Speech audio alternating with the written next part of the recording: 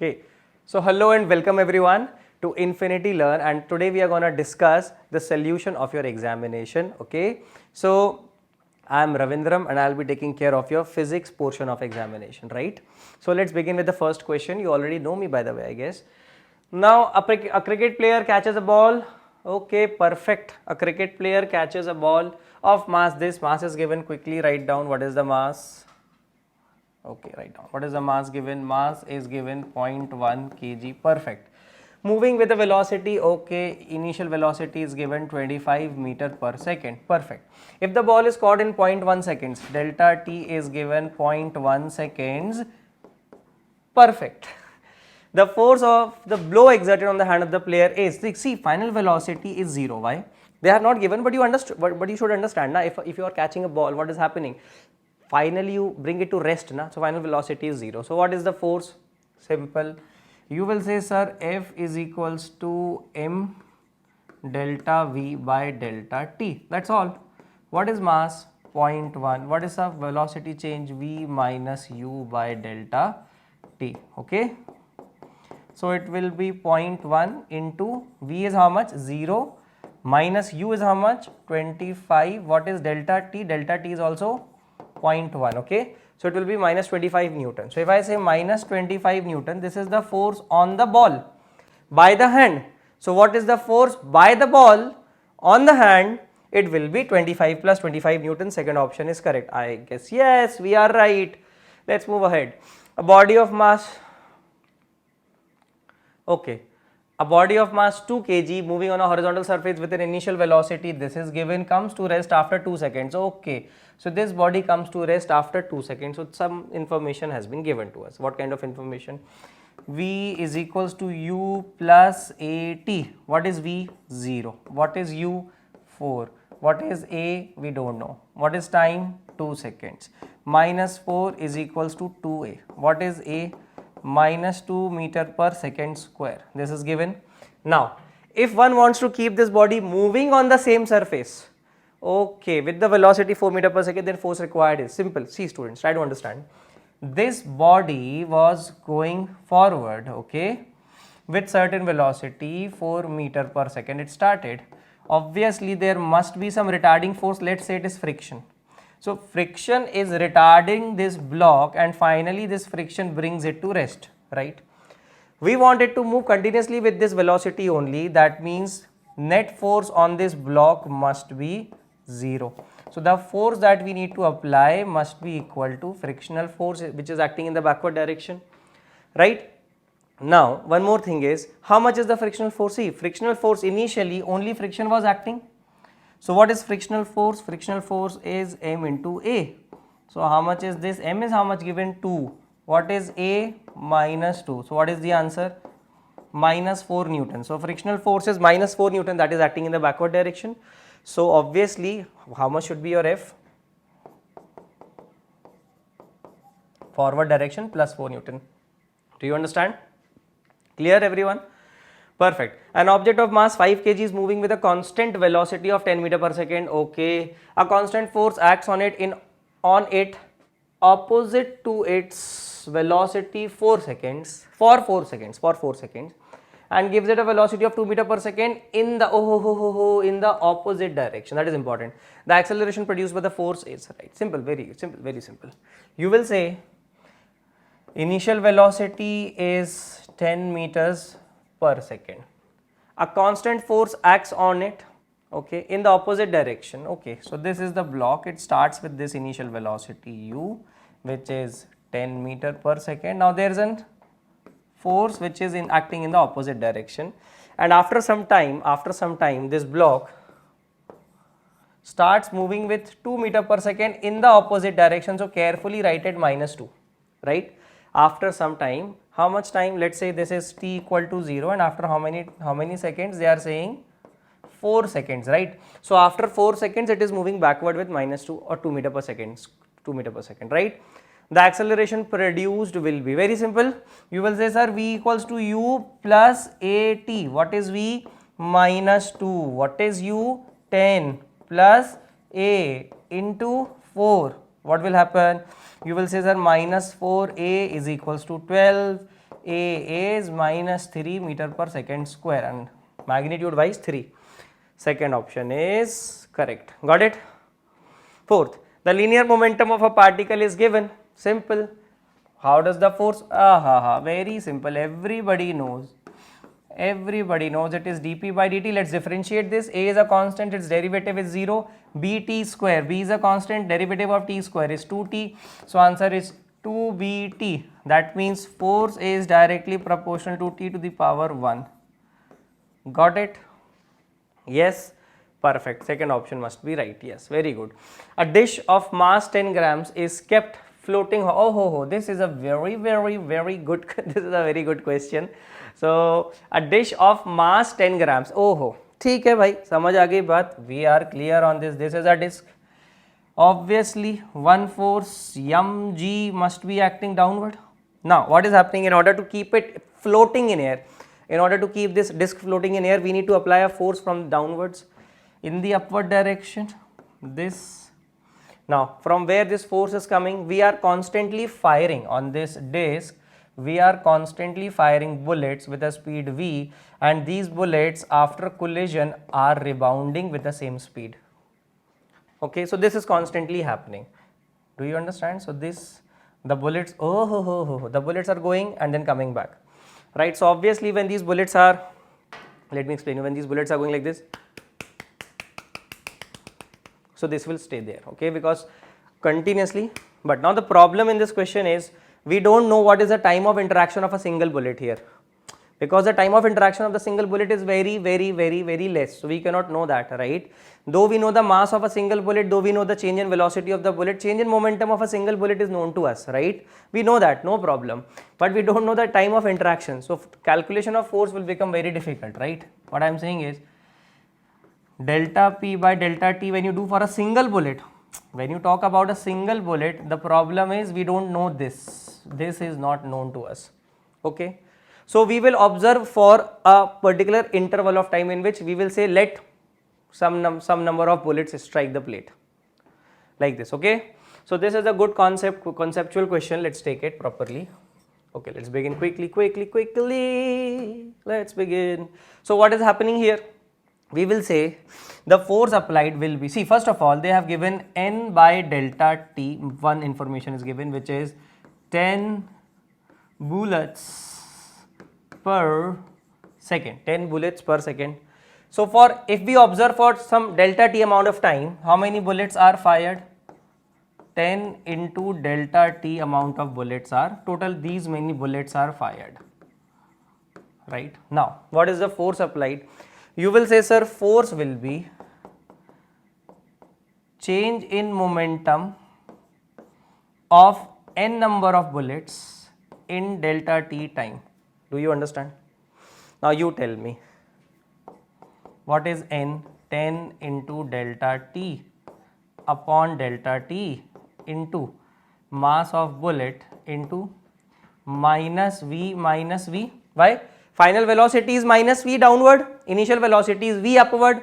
So final minus initial, final is minus v, initial is v. So minus v, so minus 2v it will become, okay? Do you understand? So from there I can say it will be, F will be equal to, this will get cancelled, minus 2mv into 10, right? And we will say, since this block is at rest, so obviously net force must be, net force must be 0. So we will do it like this. We will say F must be equal to mg. Now what is the force? Minus 2 into mass of single bullet. What is the mass of single bullet? 5 grams. 5 by 1000 kg. Into velocity of a single bullet, that we have to figure out, into 10, right, is equals to m. What is m? Tell me m. 10 grams. Okay, 10 by 1000, right, into g is how much? 9.8. Is it clear? So what we will do, we will say ding gone, ding gone. 5 2s are 10. So we will be how much? 9.8 upon 10 meters per second, or we can say 9.8 upon 10 into 100 centimeter per second. Ding gone. So we will be how much? 98 centimeter per second. Ding. Clear? So this option is right. So you have to remember this method. This is a very common question in NEET. These type of varieties are definitely asked if as far as impulse questions are concerned.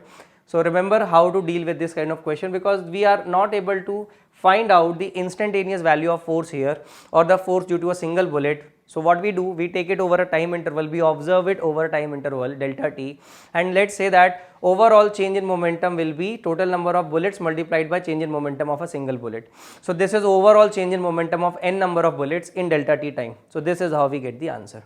Clear? Or else you can remember this formula, right? You can remember this formula, there is no problem. You will definitely get the right answer. Fantastic. Let's move ahead. Okay, sixth question. Oh. So 150 grams kg now. Simple. Mass is given 150 grams. Write down. Now what else? Horizontally with, okay, initial velocity is given 20 meter per second. Hit straight back to the bowler. Okay, final velocity is minus 12 because it is coming back to the bowler, right? Delta t, time is given 1 by 25 seconds. Okay, brilliant. We know all this. Average force, simple formula. You will say, sir, m delta v by delta t. What is m? M is 150 by 1000. What is delta v? It will be minus 12 minus 20 upon 1 upon 25. I suppose I am clear now. So you will say minus 32 into 150 into 25 upon 1000. Didding. 15 8s are, tell me how much it is. 120 Newton. Okay. Again answer minus 120 on the ball. So on the bat 120 Newton. Okay. So minus 120 Newton is the force on the ball, because we are finding out the rate of change of momentum of the ball now. So according to third law, what is the force applied on the bat? On the bat it will be plus 120 Newton. I hope you are understanding. Yes, definitely you are understanding. Now, if average velocity of a body moving with uniform acceleration under the action of force is v. Okay, so average velocity is given. So v average they have given us v, very good. And the impulse it receives, okay, impulse. What is impulse? Impulse is mass times change in velocity, okay. During a displacement s is I, okay. One more thing, impulse, one more formula impulse has, that is force into time, okay. Because here they have not discussed about anything about the initial velocity and final velocity. That is why we will not go for this formula this year. By this formula, we will go with this formula, right? Because anyways they are asking force now. In this question they are asking about force. If they are asking about force, then why the hell we'll go with this formula, even though this is right. But neither they are discussing about initial velocity nor they are discussing about final velocity. Plus they have asked for force. So just we need to figure out time, that's all, nothing else. The question is very simple. So you will say, sir, impulse is equals to force into time. And what is time? Time is displacement upon average speed. Okay, so force will be V I by S, or as it is written here, I into V by S. I into V by S is third part, right? Let's move on to the O. Pixels फट गए. So pixels are gone, but still I guess you have this question with you. So nothing, the velocity of the particle, the force and time, right? This is, I'll write down here properly. This is force in Newton and this is time in seconds, right? Now obviously the area under this complete graph, I hope you can figure out, will represent what? Will represent impulse or change in momentum. Okay, what is this? Area, right? So area under force time graph will give you impulse or change in momentum. The velocity of the particle at 10 seconds, that means you have to figure out complete area.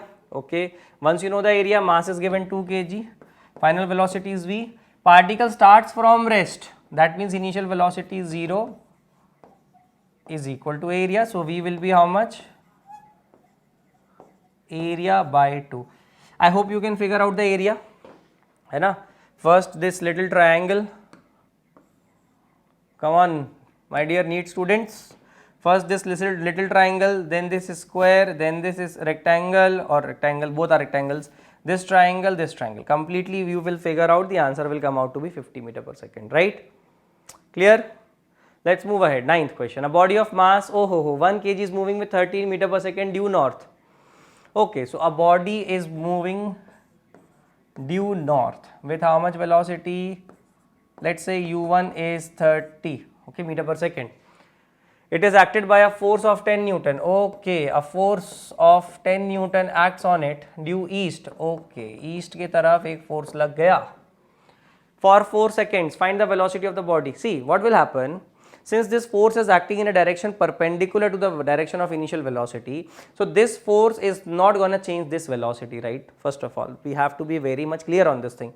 Whenever two vectors are perpendicular to each other, they are independent of each other. That means this little force can not even touch this velocity. It cannot do anything to this velocity. Neither it can change the direction of this component, nor it can change the magnitude of this component, right? So it will remain 30 as it is. But yes, what it can do is it can develop the velocity along x-axis also. That means, let's say, so fx is 10, so max is 10, so ax is 10, mass is 1 kg, right?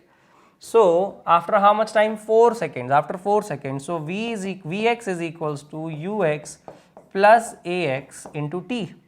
So Vx, ux is 0, ax is 10, time is 4. So Vx will be 40 meters per second, right? So it will be 40 meter per second. Very, very good. Now let's move ahead. After some time, what will happen? Vx will become 40 and Vy will remain 30 meter per second as it is. Do you understand? You will say, yes sir, we understand. Now what is the resultant? This is the resultant. What is the resultant? 30, 40, even a caterpillar can say it is 50. Yes or no? Yes? Very good. What is the answer? 50. Very good. 10th question. A ball of mass 0.1 kg strikes a ball normally. Okay, rebounds with the speed. Okay. Simple. Impulse, they are asking, it is m times delta v. No need to talk about time. 0.1 into final speed is minus 20. Initial speed is 30. So it will be how much? Tell me. 5. How much? Minus 5 Newton second, right? Now listen to me very carefully. If you want, you can draw the diagram also. You can say, sir, a ball is coming with 30. So u is 30 positive. After striking, it will go back. V will be minus 20 meter per second. Do you understand? Yes. Okay. Rain is falling vertically downwards. Okay, now this is my favorite concept. Rain is falling vertically downward with a velocity 4 kmph. A man walks in the rain with a velocity 3 kmph. The raindrops will fall on the man with a velocity. Okay. We know that velocity of rain with respect to man is velocity of rain minus velocity of man, right? So, first of all, write down what is velocity of rain. You will say, sir, velocity of rain is 4 times minus j cap, because drops are coming vertically downward. Velocity of man is, he is moving forward 3 cap. Do you understand? So velocity of rain with respect to man is velocity of rain minus velocity of man. So it will be 4 times minus j cap minus 3 times I cap. So finally you can write it like this. See, its magnitude will be how much? Obviously 5. 4 square plus 3 square under root, that is 5. And if still you want to write it down in the form of vector, you can write it like this. 3 times minus I cap plus 4 times minus j cap, whatever it is, right? So what will happen? You will say, sir, it will look somewhat like this. The rain is coming 4 times minus j cap plus 3 times minus I cap. This is how the man will feel the rain to be coming, right? So the resultant will be like this. So he will feel finally that the rain is coming with a velocity of 5 kmph to him, right? So in order to protect himself, he has to hold his umbrella like this. This angle is how much? 3 by 4. This is 37 degrees. So obviously with vertical, he also needs to hold the umbrella at 37 degrees. Do you understand? That means if he starts walking with 3 km/h, he has to hold his umbrella at an angle of 37 degrees in order to protect himself, right? Clear? Yes? Absolutely yes. Let's move ahead. Answer is 5. Even if they ask the angle also, you can answer it, right? Now a man is walking due east at rate of 2 km/h. Okay. So velocity of man, immediately write down. Velocity of man is 2 I cap. The rain appears to him. Rain appears to him. That means velocity of rain with respect to man is given. Appears to him to come down vertically at the rate. Vertically coming down. That means minus j cap at the rate of same 2 kmph. The actual velocity and direction of the rain. Okay, final. So what is velocity of rain? Actual velocity of rain they are asking. This time they have not given the actual velocity of rain. They are asking the velocity of rain. They have given the velocity of rain with respect to the man. Okay. So we have this formula. Yes, everybody knows this. Vector Vr minus vector Vm. Fine. So what is vector Vr? Vector Vr will be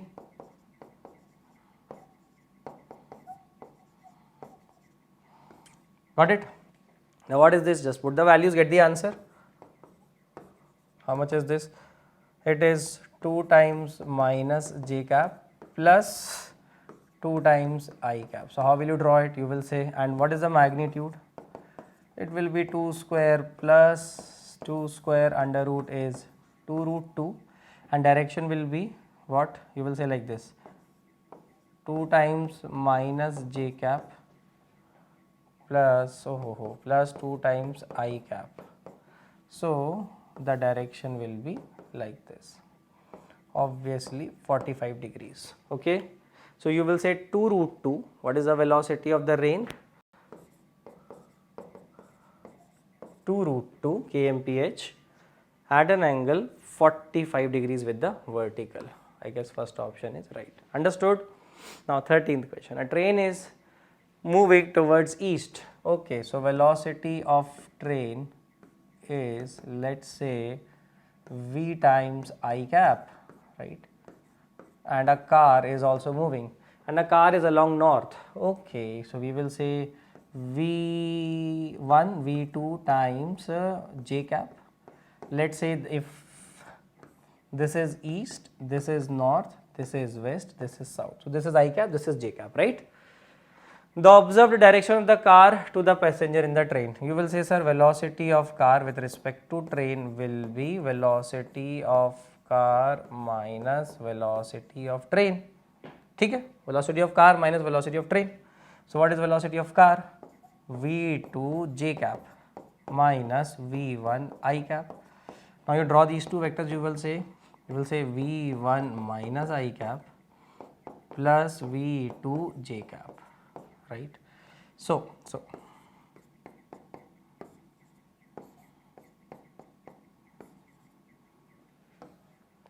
we will say like this, v2 j cap and v1 minus I cap. So they will feel in this direction. That means if a person is sitting on the train, he will see that the passengers on the car are going in this direction. What is this direction? You will say, sir, this is west and this is south, so it is somewhere southwest. Sorry. It is north. So somewhere northwest, west north. Second option is right. Okay, done. Now, a boat which has a speed of 5 kmph is still in water, crosses. Okay, a boat which has a speed of 5 kmph.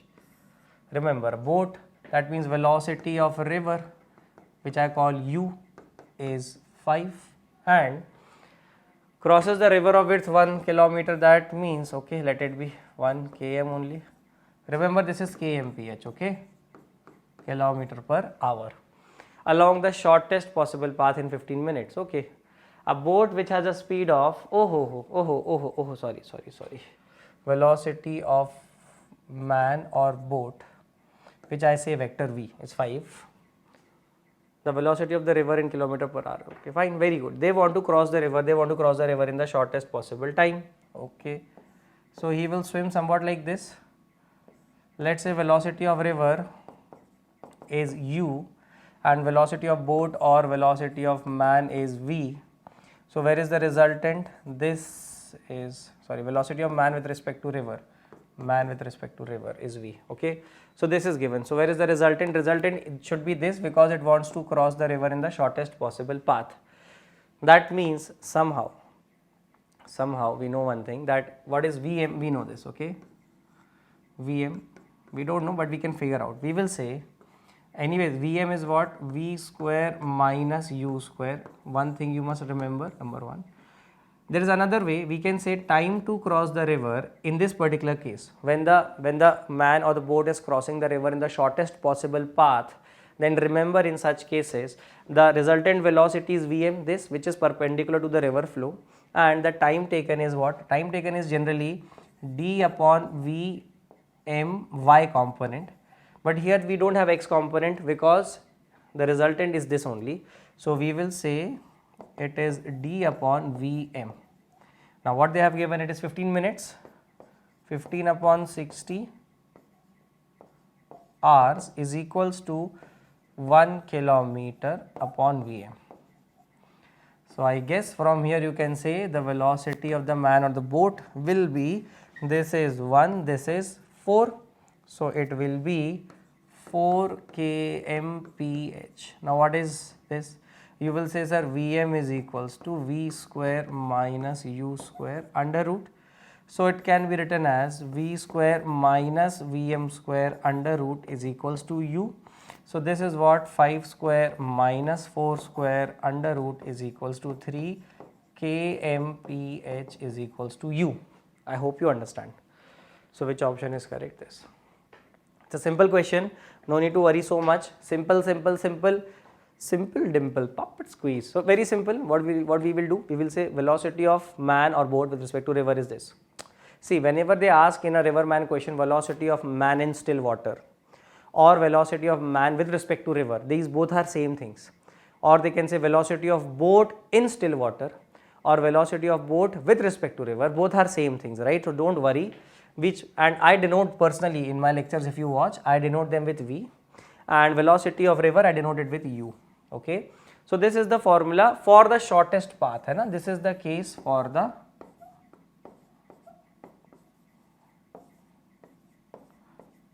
shortest path. Got it? Got it. Okay. Now rain is falling vertically with 3 and a man is moving due north with 4. Okay. So let's say that this direction is north and this is west and this is east and this is south and this is vertical direction, right? So like this, can you understand the scenario? So this is north, this is south, this is east, this is west. Okay. So on this plane, this is upward direction, this is downward direction. So rain is coming downward. So we will say that in which direction you should move them. Rain is falling vertically with 3 meter per second. So velocity of rain is given 3 times minus j cap, right? 3 times minus j cap. We will treat this as x axis, this as y axis, and this as z axis, right? Now velocity of man is due north. So velocity of man is 4 times I cap, right? Now what they need is in which direction he should hold his umbrella in order to protect himself. Fine. Velocity of man with respect, velocity of, we need to figure out velocity of rain with respect to man. Okay, how the rain is appearing to the man, this is important, right? So this will be what? Velocity of rain minus velocity of man.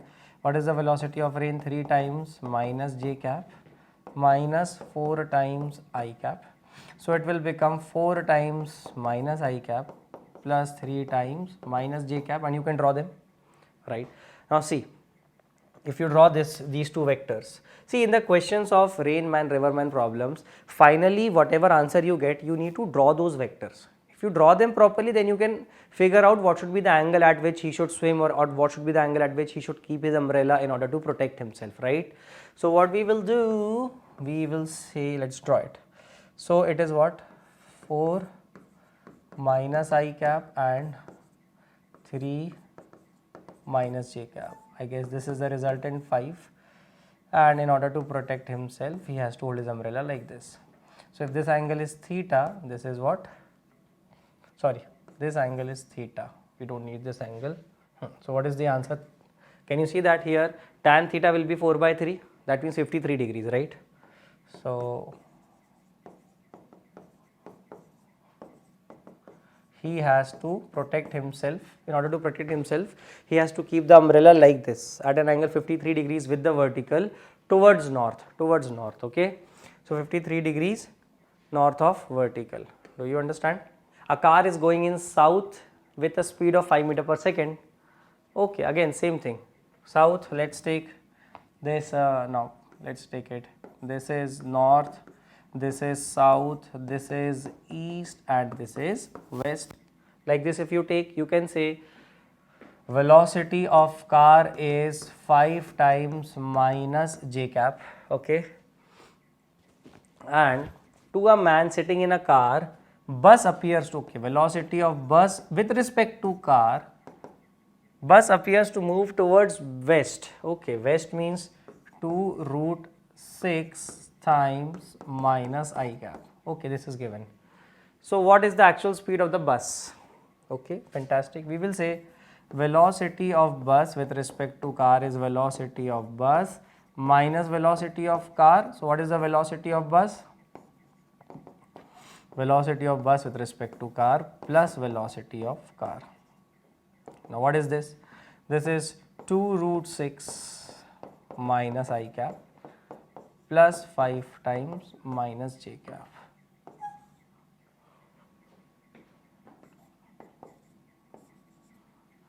Okay, 2 root 6 minus I cap plus 5 minus j cap. Now obvious सी बात है, बहुत simple है. What will be VB? It will be 2 root 6 whole square plus 5 whole square. This is 24 plus 25. It is 49. 7. So what is the answer? 7 meter per second. Understood, students? Are you understanding or not? It is clear? Fantastic. Now rain is falling at an angle 30 degrees with the vertical. Rain is falling at an angle 30 degrees with the vertical and velocity 2 meter per second. It may appear to fall vertically to a man who is running with a speed. Fantastic. We will write like this. This is how the rain is coming down, let's say, with an angle 30 degrees with the vertical. This is velocity of the rain. How much it is given? 2 meter per second. So obviously we will express it in the form of its components. Okay, we will say velocity of rain will be 2 cos 30 degrees, this component, minus j cap, plus this component 2 sin 30 degrees I cap, this component. Do you understand? It's very easy. Now how much is this? Cos 30 is root 3 by 2, cancel, minus j cap plus 1 I cap, right? This is velocity of the rain. Now let's say the man runs in the forward direction only. So let's say the man runs in the forward direction with velocity v. So it will be v times I cap. So if our direction assumption is right, the value of v will come out to be positive, and if our direction assumption is wrong, if he runs in this direction, then automatically v will come out to be negative.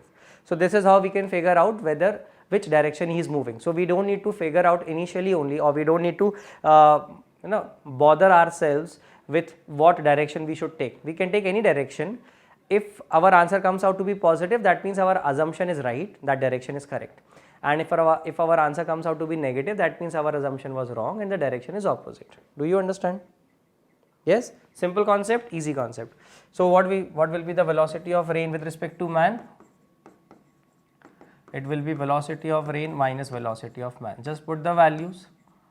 So what will this be? Velocity of rain with respect to man will become, see, velocity of rain is how much? This minus this.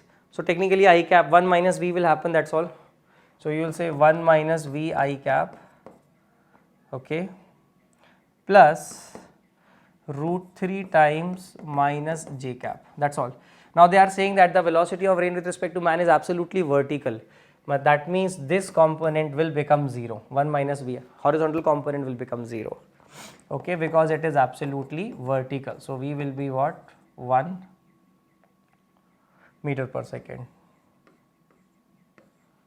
Do you understand? Okay, one short trick I will give you in these questions, students. If you want, you can remember. See what happens.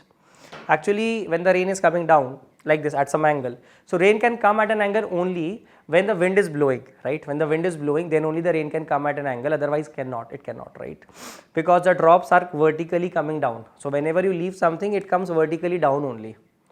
So there is no other way it can, if I leave this pen, it will not come like this. Yes, it might, if I leave this pen, it might come here like this if there is a strong wind here.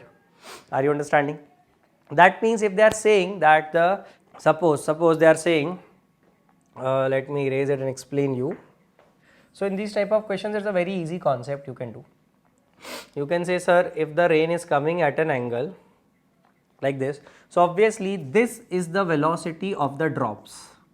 That means 2 cos 30 degrees, that is root 3 meter per second. That means this is the velocity with which the drops are coming down. Definitely this component is the velocity of the wind, which is what? 2 sine 30 degrees in this case, which will be 1 meter per second. Now the wind is moving with 1 meter per second and the drops are coming with root 3 meter per second. Now you tell me, if suppose your friend is going with 5 meter per second and I want to talk, suppose my friend is going with 5 meter per second, I want to talk to him, what will I do? I will also go with 5 meter per second so that he is at rest with respect to me. I want to bring him at rest with respect to me, na? If he is not at rest with respect to me, then how can I talk, right? That means if he is moving with 5, I have to move with 5. If he is moving with 40, I have to move with 40, right? So here, if you want to see the rain coming vertical, you have to keep the wind with respect to you at rest. It is possible only if you run with the same speed as the wind. Then only the drops will appear to come vertically, right? So this is the shortcut you can remember, that whenever they give you such question and they ask you what speed the man should run so that the rain appears to come vertically, that means only the velocity of wind. Whatever is the velocity of wind, this component you figure out and you will say with this speed only if the man runs, with this speed only if the man runs, the rain will appear to come vertically at him, right? Now this is the little concept I wanted to tell you. Okay, fine, done. I hope you must have understood. 18. The river is flowing from west to east with the speed a man swims in still water with velocity this. In which direction should the man swim so as to take the shortest possible path to go to the south? Okay, it's very easy. So river is flowing from west to east. So let's say this is west, this is east, okay. And in which direction should the man swim so as to take the shortest possible path to go south? He wants to come here, right? Okay, this is south and this is north. So he wants to come south. So obviously if this is the river flow, see, very easy. This is the river flow, this is u, that means velocity of river. So obviously he must swim in some sense like this, so that this is velocity of man with respect to river or vector v, rv, okay, like this, so that the resultant is in this direction, which is velocity of man. Do you know that? This is our resultant that we need to figure out, because in these kind of questions what do? Velocity of man is velocity of river with respect to man plus velocity of river. Understood? And this is our resultant that we need. That means what we want to add, vector v plus vector u. This is your vector vm, the resultant that you want in these questions of riverman or riverboat problems, right? Now what they have given is river is flowing from west to east with a speed 5 meter per minute, right? So they have given us what? U is given 5 meter per minute, or vectorially if you want I cap, right? Now a man swim in still water with a velocity 10 meter per minute. Okay, so this is what man swim with in still water. That means this is given vector, sorry, this is given v, that means velocity of man in still water. How much is this given? This is given to you 10 meter per minute. Now in which direction should the man swim so as to take the shortest possible path? I hope you remember them. See, what you need to do, if you want to say that the resultant of these two vectors, this vector and this vector should be this, right? So what will you do? You will say, sir, this is vector Vr, or I should say vector u, and this is vector Vr with respect to m, that is vector v. Then where is the resultant? This is the resultant, tail to head, right? This is your resultant. Do you understand? This is that angle theta. Now can you tell me, sin theta is u, sorry, cos theta is u by v. Can you see that? What is cos theta? U by v, right? Yes or no? What is u here? U is given 5. What is v here? V is given 10. What is the answer? 1 by 2. Theta is 60 degrees. That means this is 60 degrees. So he is flowing 120 degrees downstream. 120 degrees with the downstream, sorry, with the downstream.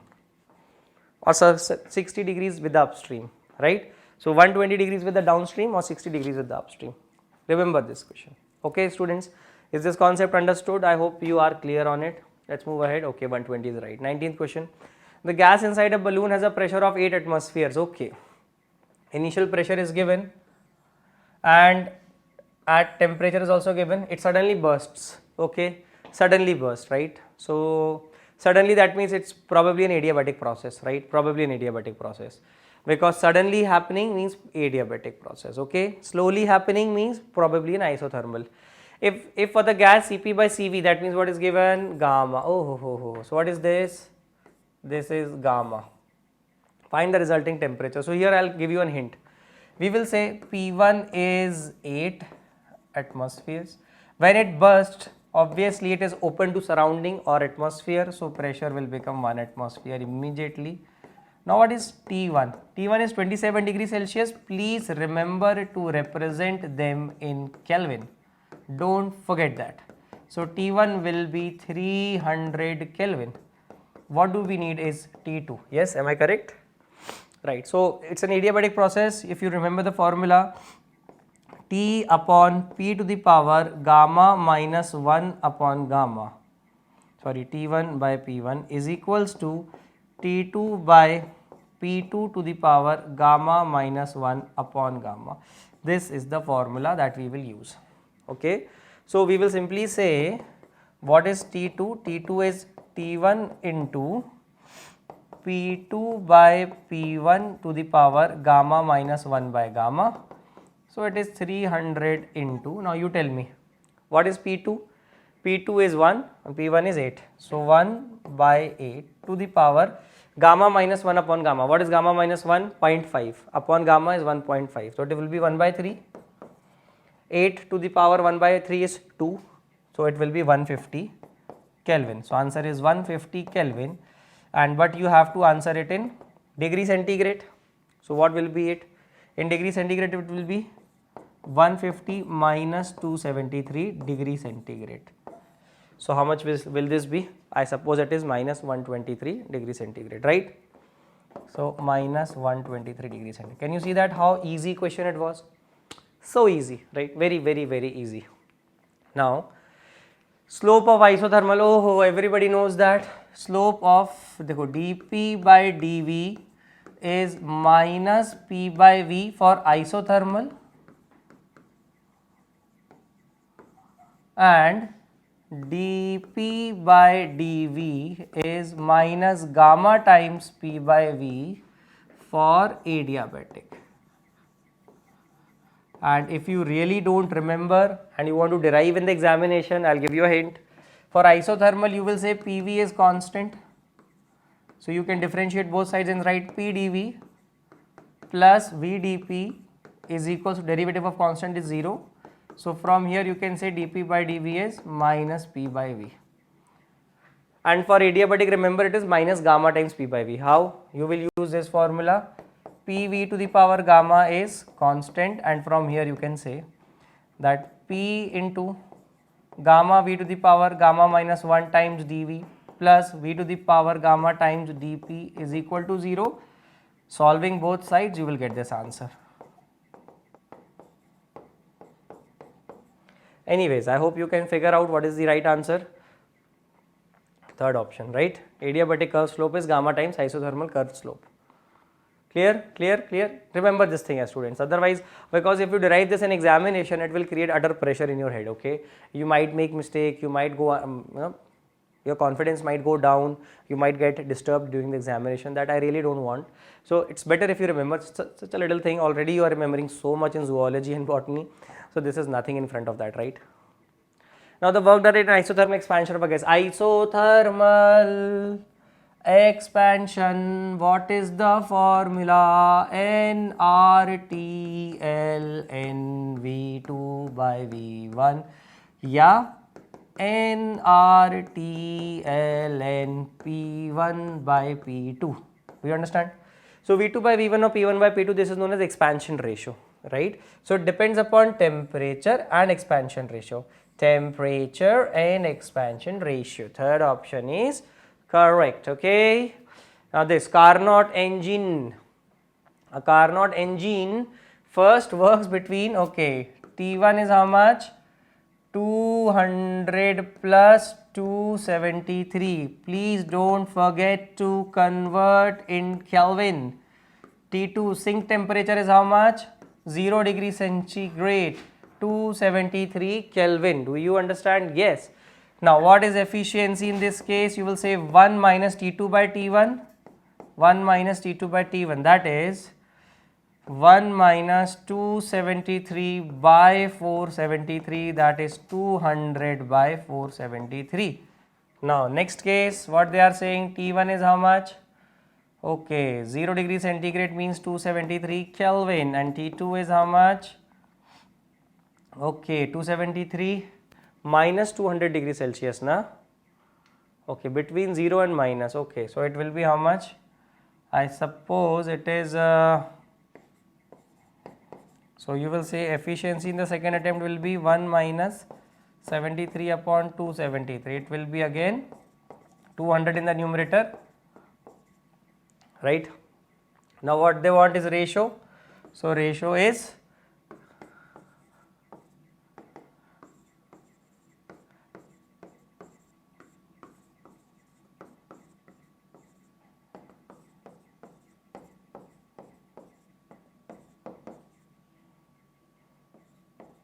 got it?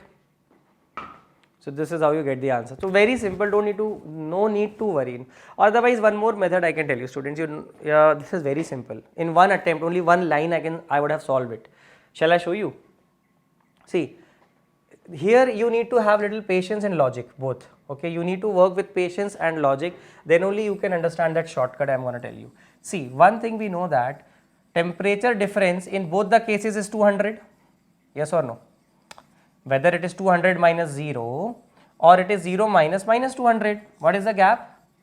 The gap is 200 only. So what is the formula? If you remember, if you understand it carefully, you will say, sir, efficiency is 1 minus T2 by T1, right? That is T1 minus T2 by T1. That is delta T by T1, right? Yes or no? So you will say, sir, efficiency in the first case will be 200 by, what is T1? Higher temperature, 473. And efficiency in the second case will be temperature difference is still 200. And but what is the higher temperature? 0 degree Celsius, that is 273. What is the ratio? You can figure out. Almost something more than 0.5. Something more than 0.5, which option is right? 0.577. So this is right. That's all. Yes. So this is also how, see, you have to improvise during examination, okay. These things you cannot learn in one day. This is a matter of practice, how much you practice questions, how many times you practice a question, right. This will give you some like shortcuts in your mind. On your brain itself will start creating shortcuts, because when you're doing something lot many times, obviously your brain gets bored, right. Your brain gets bored. So what will you do? You will try to do it in a shorter way. That's why we say do it many times. Do it many times doesn't mean bore yourself. Do it many times means get out of the boredom, man. Get out of the boredom. Try to figure out some short trick.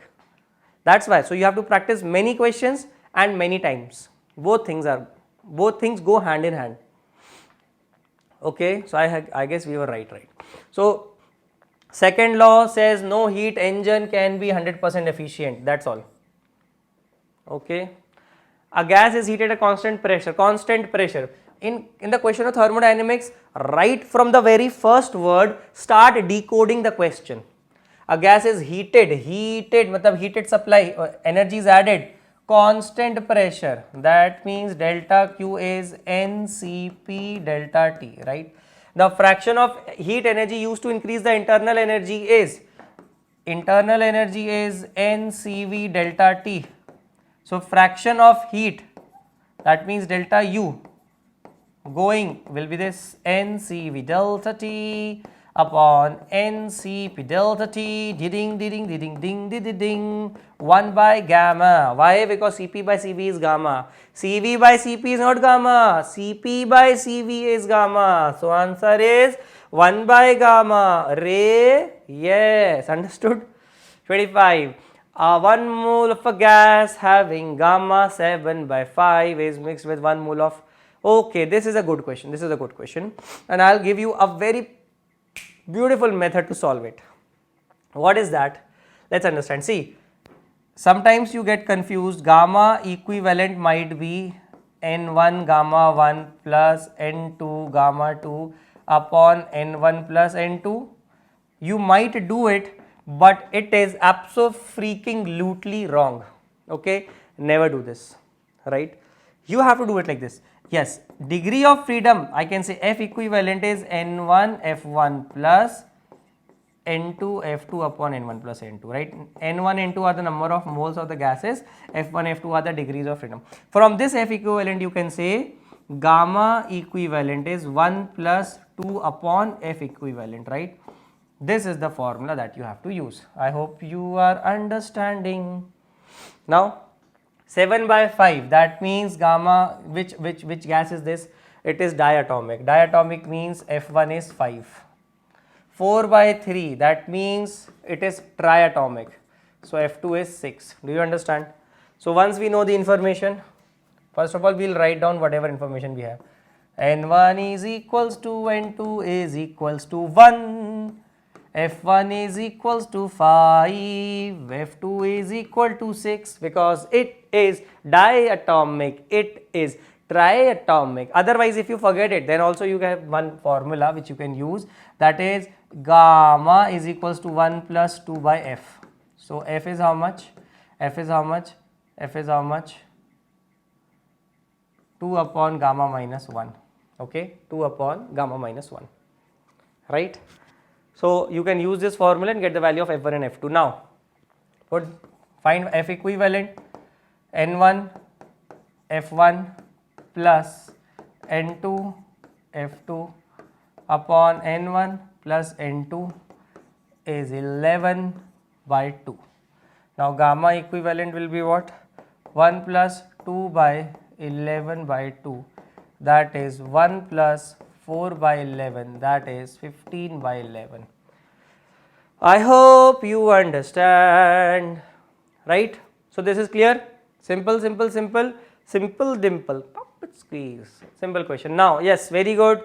The heat energy absorbed by a system in going through a cyclic process.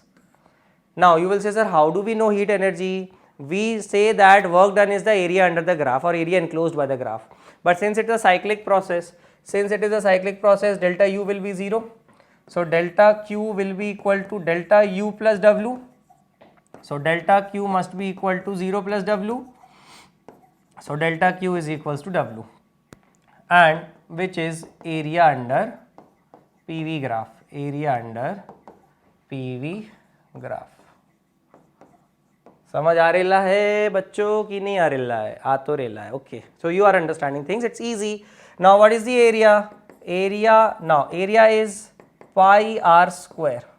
Now very carefully, one radius you will figure out with horizontal and one radius you will figure out with vertical data, right? So I will say like this, pi into radius. From the terms of horizontal scale, it will be 30 minus 10 by 2, that is 10 kilopascals. 10 kilopascals into radius because of volume. 30 minus 10 is how much? 20. 20 by 2 is 10. Again 10 liters. 10 liters minus 3. So how much is this? This will get cancelled. It will be 10 to the power 2 pi joules. Second option is right. Okay. Got it, my dear ones? Yes. An ideal gas expands in such a way that its pressure and volume comply with the condition PV square is constant. Okay.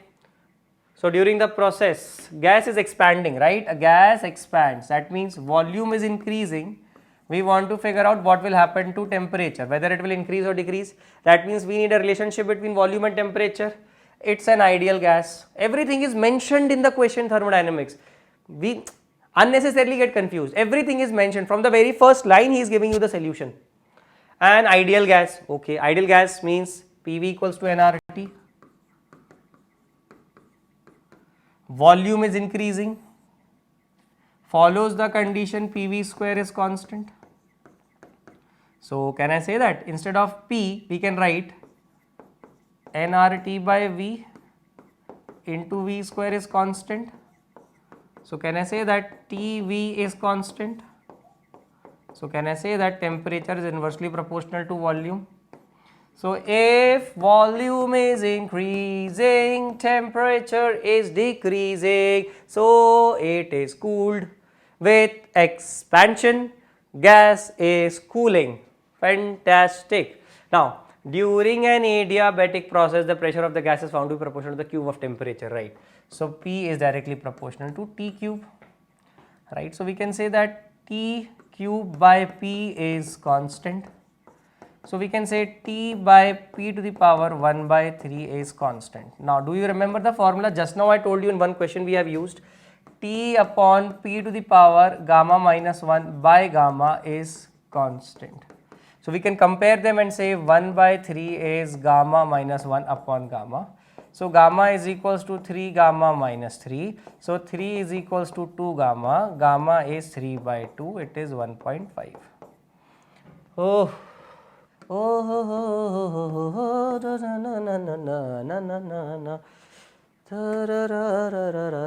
गया 29. A gas is compressed isothermally to half its volume. Okay, isothermally. Same gas is compressed adiabatically until its volume is again reduced to half. Okay, volume is reduced, na? That means let's draw this. Now try to understand, students. We are here at V1 and we are comparing V2 is what? V by 2, like this. Let's say initial pressure is P like this, okay, P1. Now, so obviously we are reaching this point. So 1, 2 like this. Now remember, this is how you will go. So one out of this is adiabatic, other is isothermal. Remember, isothermal is the least slope, lesser slope. Adiabatic will have higher slope. See, remember, if PV to the power n is constant, higher the value of n, more steep or steeper will be the graph. Okay, steeper will be the graph. So जितना ज़्यादा n होगा, higher the value of n, steeper the graph. Now we always know adiabatic process is what? PV to the power gamma is constant, and isothermal is PV to the power 1 is constant. So which is greater, gamma or 1? Obviously gamma. So this is adiabatic, this is isothermal. So you tell me who will achieve higher pressure? Acha, more work done. Acha, who will see? So obviously area under the adiabatic graph will be more So work done in adiabatic process will be more. So work done in adiabatic will be greater than work done in isothermal. Okay, to compress it to the same volume, 1/2.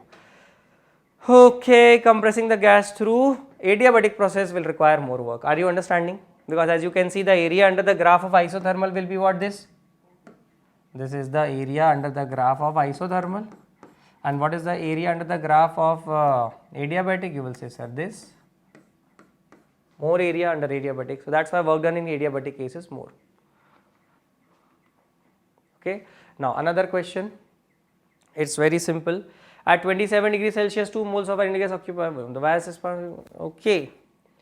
Okay. Simple. We will say Tv to the power gamma minus 1 is constant, right? So we will say T1 V1 to the power gamma minus 1 is equals to T2 V2 to the power gamma minus 1. That's all. Everything they have given. Okay. Initial volume, final volume, everything is given. Initial temperature is 300 Kelvin into V to the power gamma minus 1 is equals to T2 into 2V to the power gamma minus 1. So T2 will be how much? 300 into 1/2 to the power gamma minus 1. What is gamma? 3/2. 3/2 minus, it will be root 2. So it will be 300 by root 2. 300 by root 2, that is 150 root 2. I suppose it is 212 Kelvin. Yes, it is right. Can you see how smoothly I am solving questions? How smoothly? Just because I have practiced them once? No. I am practicing these questions from a long time, right? Same thing you can do it, same thing. Okay. Now matching the block type. Zeroth law is always, thermodynamics is always related to temperature. First law is always conservation of energy. Free expansion never does any work. Second law is always of direction of heat. Simple. So answer is 3, 4, 2, 1. 3, 4, 2, 1. Second option. Got it? An ideal refrigerator. Oh ho ho ho ho ho ho. What is the formula of COP? It is T1 minus T2. No. T2 upon T1 minus T2. T2 upon T1 minus T2. COP. Coefficient of performance.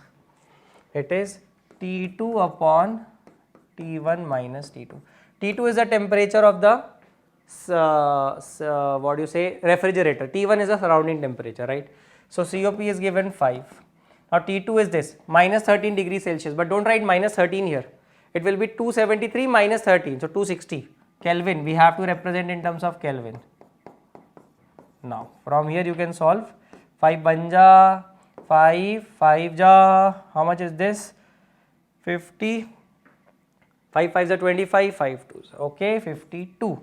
So T1 minus 260 is equals to 52. So T1 will be 312 Kelvin, but we need to answer in terms of degree centigrade. So 312 minus 273.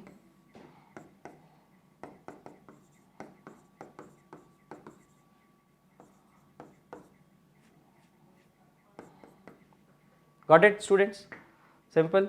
The efficiency of Carnot engine between source temperature T and sink temperature is very simple. Use this formula 1 minus T2 by T1. It is 25%, 1 by 4. 1 minus T2 is how much? Sink temperature, that is 300 Kelvin upon T1. So on solving you will get it 400 Kelvin. Got it? Now consider the following two statements and choose the correct answer. If heat is added to a system, its temperature must always increase. No, it's not necessary. Why? This is wrong. Why it is wrong? Because whenever suppose you are heating water and water is vaporizing, so at that moment its temperature becomes constant 100 degrees centigrade. Still you are adding heat, but it is not raising the temperature. It is going into breaking the bonds of water, right? Water molecules. If two different water molecules, the bonds are breaking and some of the molecules are vaporizing, right? So it is not necessary. Temperature might remain constant also. So must is wrong here. Must should be removed. Second is, if positive work is done, volume must increase. Yes, definitely, because work is P dV integration. So it will be positive only if delta V is positive. That means volume should increase. Okay. So I guess first is wrong, second is correct. Second is correct, first is incorrect. Third option right. Okay. 35. Which of the following statements true? Internal energy of the gas depends on the state. Very good. Everybody knows internal energy is a function of temperature and temperature is a state function, right? Otherwise, see, in an isothermal process, change in internal energy is not maximum, it is 0. Okay. Area under pressure volume graph equals heat supplied, not heat, work, not supplied, done. Work done is state dependent but not path dependent, wrong. It is path dependent and not state dependent. Do you understand? So I have corrected the 3 options, that means it is right. These 3 are wrong. 36. A force produces an acceleration of 4 meter per second square in a body. Okay, so let's say the F is equals to m1 into 4. Same F is equals to m2 into 6. If same F is applied on both together, then acceleration is A. So A is what? F upon m1 plus m2, that is F by 4 plus F by 6. Solving it, you will get the answer. What? 2.4, right? Do you understand, students? A ball of mass 500 grams is moving with the velocity on a straight line. A constant force of 2 Newton acts on the ball for 2 seconds in a direction opposite to the motion of the ball. The final velocity of the ball is very easy, very easy. A ball of mass 500 grams is moving with a velocity this. So what is this? This is u along a straight line. A constant force 2 Newton acts on the ball for 2 seconds in a direction. First of all, write down acceleration is what? Force upon mass. What is force? 2. What is mass? 0.5. What is acceleration? 4 meter per second square. Acts in a direction opposite to the motion. That means acceleration is actually minus 4 meter per second square. U is given 2 meter per second. Time is 2 seconds. What do they need is final velocity. V is equals to U plus AT. Simple. What is V? We will find out. U is how much? 2 minus 4 into 2. I guess V is minus 6 meter per second. 6 meter per second in opposite direction. First option is correct. I hope you all are understanding this thing. Okay, it is easy, very easy. Now starting from rest, body gains a velocity this in 2.5 seconds. Then average force is mass into acceleration, that's all. So you will say what is acceleration vector? It is 3I cap plus 4j cap mod upon delta t. See, final velocity is initial velocity 0. Okay, I'll change it, otherwise you will also copy this. This is vector v. What is vector u? Null vector. What is vector v minus vector u? It will be 3I cap plus 4j cap. What is the magnitude of this? That means delta v magnitude, it will be 5. So what is acceleration?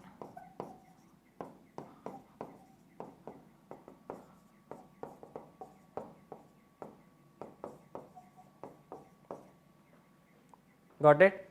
So what is the force? Force is mass into acceleration.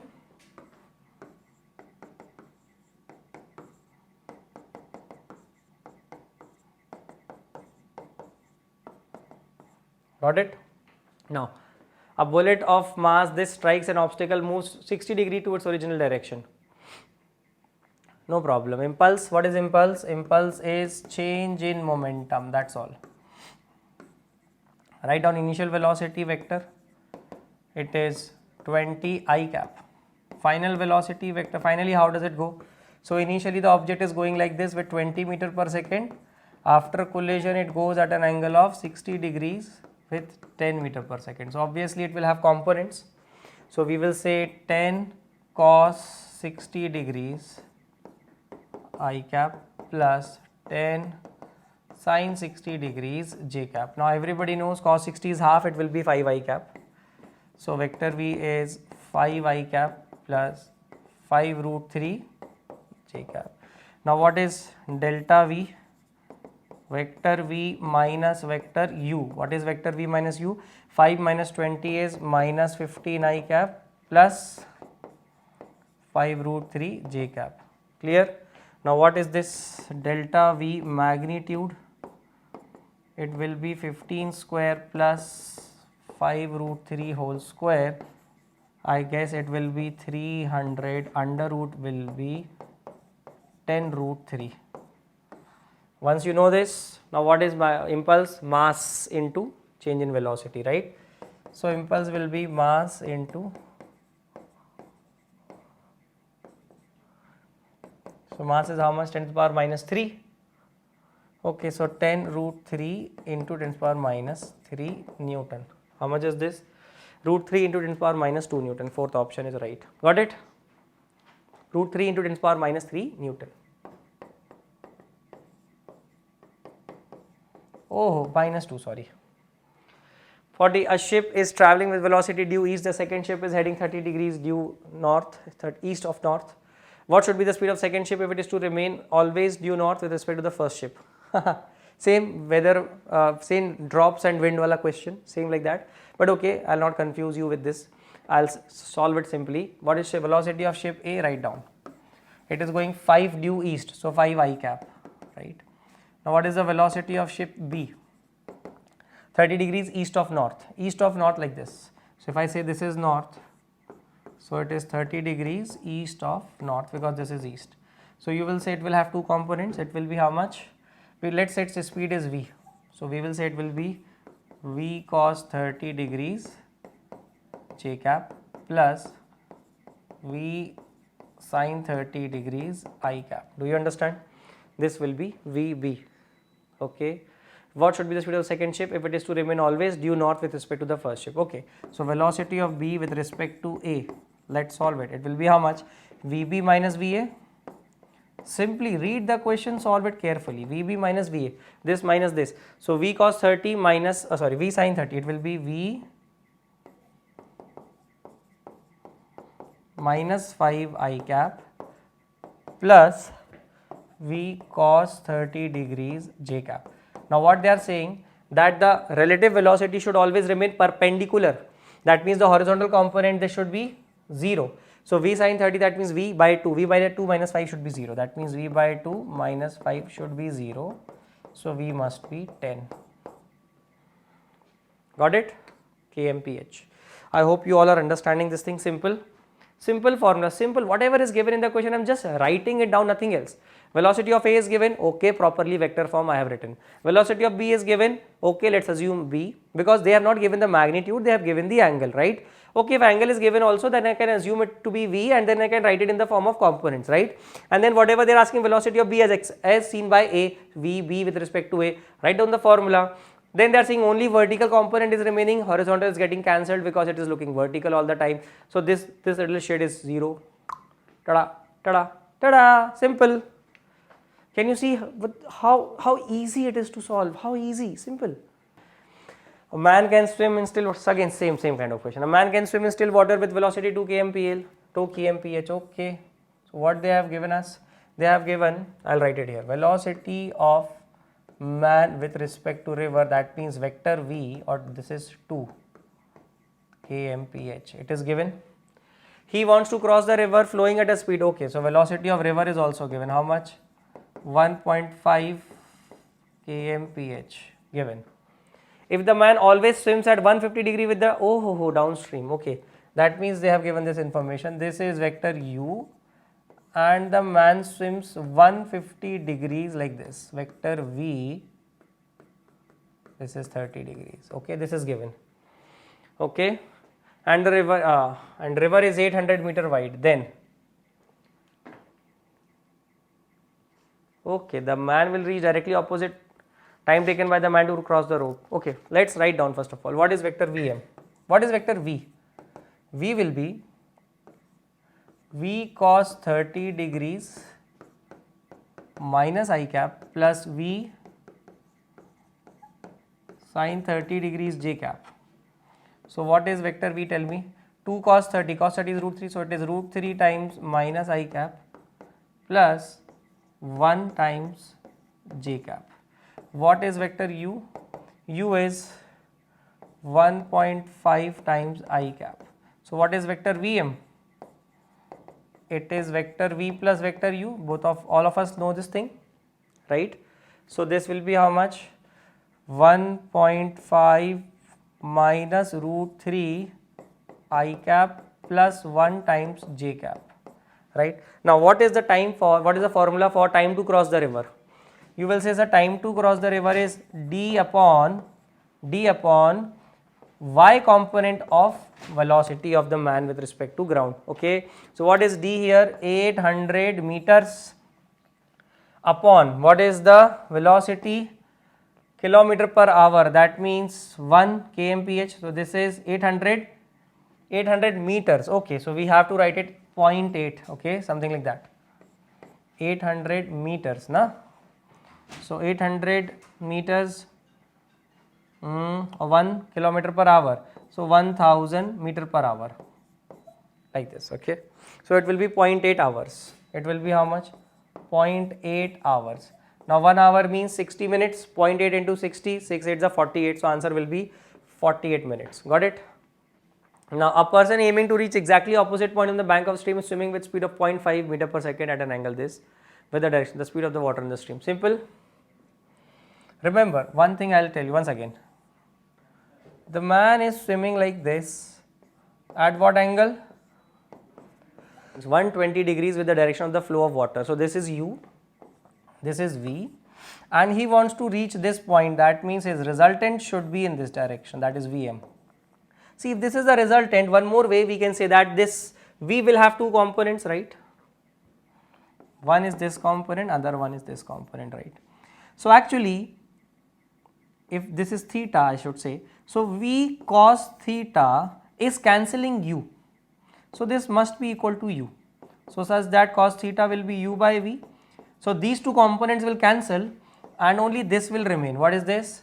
V sin theta, and this will be equal to Vm. Do you understand?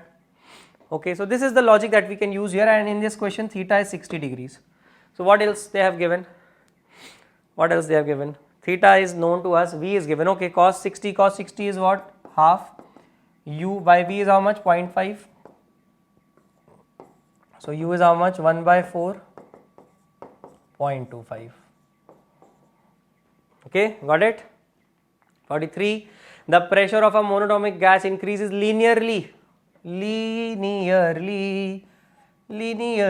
from P1 to P2, that is from 4 to 8, like this. Okay, linearly from V1, that is 0.2, to V2, that is 0.5. Work done is area under the graph. Simple. So what is the area under this graph? You will say, sir, area of this trapezium. What is the area of the trapezium? You will say, sir, half into sum of two parallel sides into distance between the perpendicular distance between the two parallel sides, right? Sum of the length. Now what are the two parallel sides? These are the two parallel sides. Yes, what is this? 4 plus 8. 4 plus 8 is 12. So it will be half into 12 into 10 to the power 5. What is the perpendicular distance? This volume 0.5 minus 0.2 is 0.3 meter cube. So 2 1s are 2 6s are 6 3s are 18. That is 1.8 into 10 to the power 5 joules, right? Okay, so there is a misprint. This must be like 18. Okay, and this must be 1.8. So this is right. Got it, students? Now, the efficiency of the Carnot engine is 50% and the temperature of the sink is 500 Kelvin. That means T2 is 500 Kelvin. T2 is 500 Kelvin. So we will say 50% means 50 by 100. 1 minus 500 by T1. Solve it. Okay, get the value of T1. It will be 1000 Kelvin. Right? Can see now 1 by 2 half 2 into 500 1000 Kelvin. Now if it is to be raised to 60% without changing the sink temperature, so you will say, okay, 60 by 100 1 minus 500 by T1 dash, so it will be how much? 60 by 100. 2 3 is a 2 5 the 3 by 5. So let me tell what we will do. We will say 1 minus sink temperature has to be different, and this is same 1000 Kelvin, right? So it will be 2 by 5 is equals to T2 dash by 1000. 5 ones are 5. 200 T2 dash is 400 Kelvin. Got it? I told you. See, I'll draw 1, 2, 3, 4, 5 like this. Suppose it is given. This is pressure volume graph. Okay, this is from P1 to different pressures, but volume V1 to V2. Suppose the gas is expanding. Now these are different gases. I will tell you which gas is following which process. This is isobaric. Now this is adiabatic. This is triatomic, diatomic, monoatomic, isothermal. Got it? So here if you compare, this must be greater gamma, right? This gamma should be greater. Here gamma should be lesser. So as see PV to the power n is constant. Okay. So from bottom you go n equals to 1 and it goes on increasing, right? Like this. So here this gas, if you are having one monatomic and another diatomic, then this must be diatomic and this must be monoatomic. So diatomic is oxygen, monoatomic is helium. Second option is right. Got it, students? Come on, let me know. Yes, okay. Now this is an easy one. 3 samples of the gas, initial equal volume. Now the volume of each sample is doubled. The process of first is adiabatic, second is isobaric, third is isothermal. Final pressure, okay. So for adiabatic you will say PV to the power gamma is constant. So you will say, sir, P1 V1 to the power gamma is equals to P2 V2 to the power gamma. Okay. So final pressures will be equal for all the 3 samples. Achha, final pressures are equal. Initially they have same volume. The ratio of the initial pressures. Okay. So P1 into so let's say P1 is equal, अबे यार क्या हो रहा है, P1 is equals to P2. P2 is same, let's say P into V2 by V1. Volume is doubled. Now the volume of each sample is doubled. So this will be V2 by V1 to the power gamma, that is 2V, right? So P into 2 to the power gamma. What is gamma? 3 by 2. 3 by 2, that is 2 root 2. 2 root 2. This is P1 for adiabatic. Now second is your isobaric. Isobaric, that means pressure is constant. So P2 is equal to P1 is equals to P. Okay. Whatever it is, same. So we will say here initial pressure would have been P only. Now third is what? Isothermal. So P1 V1 is equals to P2 V2. So we know that this is V and this is what? P, and this is what? 2V, and this is what? P1. So here P1 will be 2P, right? So if you take the ratio, it will be 2 root 2 is to 1 is to 2. Got it? Internal energy of a given mass of an ideal gas depends upon, internal energy depends only on temperature. Why? Because it is internal energy F by 2 nRT, right? Remember this formula. 48 is a very simple question. 310 joules of heat is required to raise the temperature of 2 moles of an ideal gas at constant pressure. Again, read the lines. Don't lose your energy. Okay, this is the time that you have to focus more, because last 5 to 6 questions are those questions which definitely you make mistake.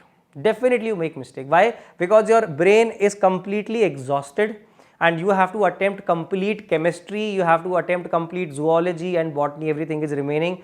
This is the moment where your mind starts freaking out. This is the moment where your mind starts panicking, and this is the moment you have to show you're a hero, right? This is the moment that you stop, take a deep breath, and go again with the solutions. Okay, so be a machine, be a question solving machine during examination. 310 joules of heat is required to raise the temperature of 2 moles. Number of moles is also given at constant pressure. Okay, from 25 to 30, so everything is given here. N is given to T2 is 35 degrees Celsius, 10 degrees Celsius, yeah, 10 Kelvin. Temperature difference, no problem whether it's degree Celsius or whether Kelvin, right? Now, the amount of heat required to raise constant pressure, so delta Q will be NCP delta T. Now, what is delta Q? 310, 2 into Cp into delta T is 10. I guess Cp will be what? At constant pressure, na? Yes, Cp will be what? 15.5, right? Now, what is Cp minus Cv? It is R. So, what is Cv? It is Cp minus R. So, Cp is 15.5 minus 8.3. How much is this? Can you tell me? 15 minus 8 is how much? 7. 7.5 minus 0.3, 7.2. Now, what you need is delta Q. So, NCV delta T. Put the values 2 into 7.2 into 10. That is 14.4 into 10. That is 144 joules. Because in this question we are not given gamma, and they have not even mentioned whether it's a monatomic gas, diatomic or triatomic. Otherwise we would have directly taken the ratio and solved the question, right? Fantastic. 144 is right. 49, very easy question, very easy question. Just look at it. Just look at it. What is B2C? Constant temperature. What is A2D? Constant temperature. So B2C constant temperature, is it here? B2C constant temperature, A2D constant temperature, right? But here not. So this is at least wrong answer. Now, let's say A to B is a straight line. That means V by T is constant. Okay, V by T is constant. What is PV equals to? nRT, right? So we need to draw pressure and temperature. So eliminate V. V is what? nRT by P. So here we will say nRT by P upon T is constant. That means pressure is constant, because these all things are constant. That means these process AB and CD are constant pressure. So constant pressure, that means this is wrong. Either this is right or this is right. Now see here, once very carefully, we will say that P by T, we need to figure out what is pressure upon temperature. Now pressure is constant. Now see, V by T, how much? What is this? V by T. V by T is, write down, V by T is, V is what? V by T is the slope. And can you see that? V by T is coming out to be equal to 1 by P. Sorry, 1 by P. Can you see that? It is coming out to be 1 by P on solving. And 1 by P is constant. Sorry, 1 by P is slope. So that means higher the pressure, lesser the slope, or lesser the slope, higher the pressure. So lesser the slope, higher the pressure. That means AB is having higher pressure. That means this is higher and CD is lower pressure. So this option is correct. Okay. Okay, let me explain. I know you must be getting confused here. Okay, I'll explain one second. Don't worry, Baba. Okay. V by T. Now what is V? V is nRT by P into T. What is this? This is nR by P. Now V by T is also the slope of this graph, and slope is inversely proportional to pressure, right? Now you can see lesser the slope, higher the pressure. So lesser slope of AB, higher pressure of AB. So higher pressure of AB, right? Now the last question. This is a very good question, students. Ideal monatomic gas is taken through a process. They have given something that dQ is equals to 2 times du. What is du? NCV dt. This is what dq. Now what is dq? NC dt.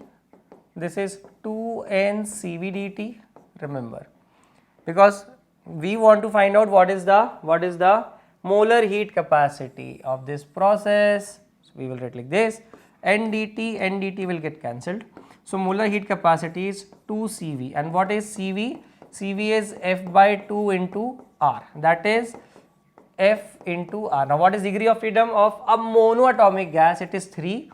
You will say it is 3R. So which option is right? You will say, sir, second option. My dear students, that is all for today. We have discussed all the possible questions of your AIIMS and MPL, both the papers, right? So I hope you like this video, you learn a lot from this video and my solutions.